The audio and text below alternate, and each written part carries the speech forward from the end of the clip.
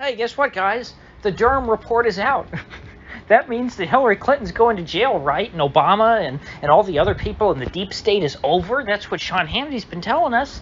Just wait for John Durham, guys. Don't do anything on your own. Just wait around. Wait, Durham's going to save you. Just like he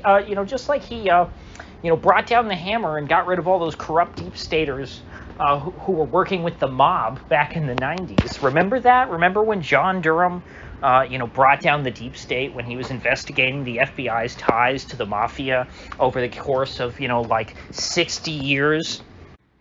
Oh, wait.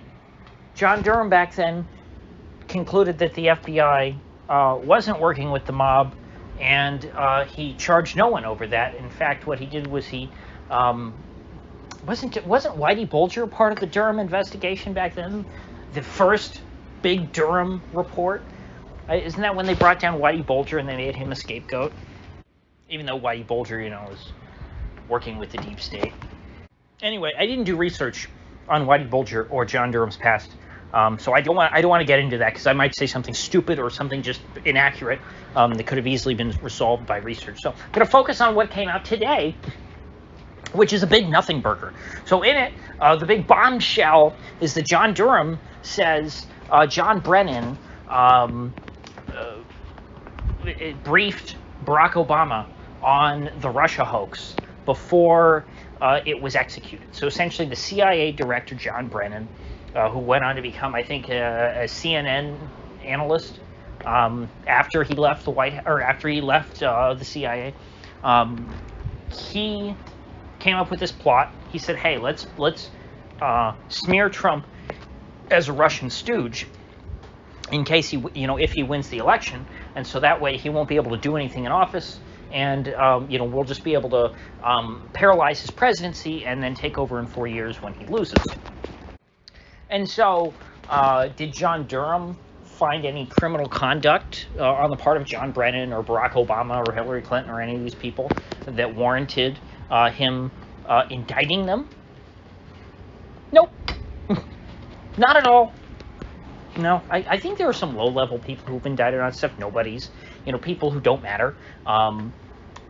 People who you might as well just let go free because you're letting all the big guys go. If you're not going to take out the big fish, there's no point in indicting anybody. If you're trying to take down a prostitution ring, you go after the pimp, not the Johns. If I thought Sean Hannity had any relevance in this country, I would tune in just to hear him squirm and try to explain how nothing that he's been promising to his viewers for the past 2 or 3 years has come to fruition. John Durham, wasn't he appointed by Trump a long time ago to investigate under Trump? It was maybe he was appointed. He was appointed by Bill Barr, wasn't he? That snake. And Sean Hannity's been saying, this is it. Durham's gonna take him down. He's gonna take him down. Because this is how you pacify angry people who want justice. You do a fake investigation where it looks like, we're going to get to the bottom of it, and what you end up doing is just covering everything up. You create a report, you throw in some grains of truth, but then you water down the truth quite a bit, you misdirect, and then you don't take on any of the big players.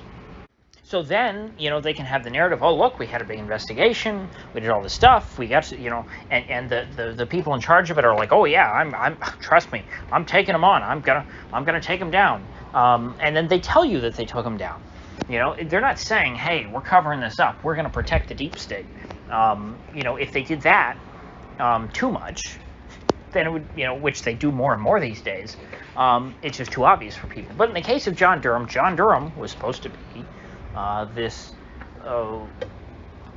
big lion. So the end result is nothing happens, nothing changes, nobody's held accountable, because in reality, nobody here did anything that was against the will of the system. All of these folks who were subverting Trump, they were the good guys as far as the regime is concerned. It doesn't matter if they broke laws. Laws exist to punish dissidents. It's why you have selective prosecution. You only prosecute people for any crime to make an example of them. You've got Hunter, who is a deadbeat dad. He's fathered a bastard child. He's slept with all sorts of prostitutes, some of whom we're told may have been under duress. So he is guilty, at the very least, of not paying child support, which he hasn't been ordered to pay. So of course they don't order him to pay it because he's too important. Those laws don't apply to him. It doesn't matter if he's the father. He's too good to pay for some bastard child. It doesn't matter if he hires hookers, even though that's illegal everywhere except for, Las Vegas.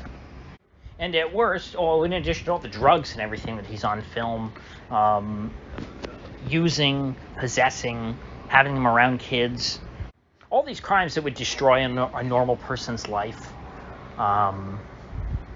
they don't affect him. He's not a dissident. He's not one of these little people. The laws don't exist for him. That is the way that America works. That's the way that power works. Power is imposed and exercised against the weak, not the powerful. And so John Durham can rattle off all these terrible things that Hillary Clinton or Barack Obama or John Brennan, the CIA director, did, and all these other people. He can rattle all that off all he wants, but he is not going to enforce the law against them, even if they broke laws. And I'm sure you could find people trump up charges against anyone if they don't like what they did. It's like Stalin's NKVD director said, show me the man, I'll show you the crime. The USA works the exact same way. If there's someone who's icky, like Martin Shkreli. Martin Shkreli went to prison for the crime of being unpopular. He was perhaps for a couple of weeks or a couple of months the most unpopular man in America. And for that, they put him in prison for 6 years? They trumped up charges against him. And it's not that he didn't do, I don't know the exact details of his case. He might be completely guilty of what they charged him with, but they wouldn't have charged him with that if he wasn't unpopular. That's how all this always works. Remember back in the 90s when they were going to file antitrust charges against Bill Gates? This is what's wrong with, a lot of people on the right who want to, resurrect antitrust as, some big populist cause. It never was. Teddy Roosevelt was not a populist. Teddy Roosevelt was a tool of J.P. Morgan.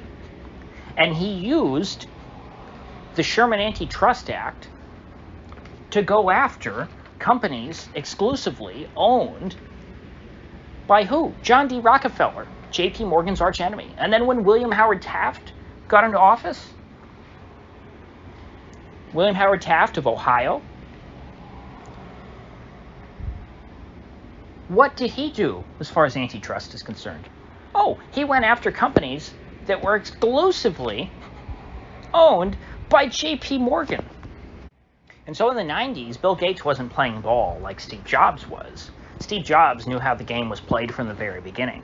He was smarter than Bill Gates in that sense, but Bill Gates learned pretty quick. Once they started talking about antitrust, then Bill Gates got in line, and now who is seen, outside of maybe Klaus Schwab and George Soros as, the number one symbol of the global multinational corporate elite, the entire blob? It's Bill Gates. He went from being seen as an enemy of theirs to being one of their staunchest sentinels. And so these guys are pretty welcoming. It's a big tent. It's a big club, as George Carlin would say. But unfortunately for us, those of us who, might want so-called justice, Hillary Clinton, Barack Obama, John Brennan, they're in the big club. You know who's not? I'll give you a hint. He was just convicted of sexual misconduct or found liable for sexual misconduct, and he's being charged with the falsification of business records, whatever they could trump up against him. Oh, oops, I gave it away. It's Donald J. Trump. He's not a part of the club. It's as simple as that. But I think most people understand that by now. They understand that justice is not blind, and that the courts are rigged. Daniel Penny is locked up on Rikers Island, and the thug who killed Ashley Babbitt is a free man. In fact, he is a celebrated hero. The brave act of murdering an unarmed skinny 35-year-old woman, that is an act of bravery if you're a big, strong man with a gun. That is, as long as you're a part of the big club. Daniel Penny, too bad for him. He was not a part of the club, so when he bravely stepped up to try and protect, along with 2 other men who haven't been charged yet, they stepped up to protect the people on their train car from a deranged madman. He gets charged with manslaughter. So, with that said, I will see you folks back here tomorrow.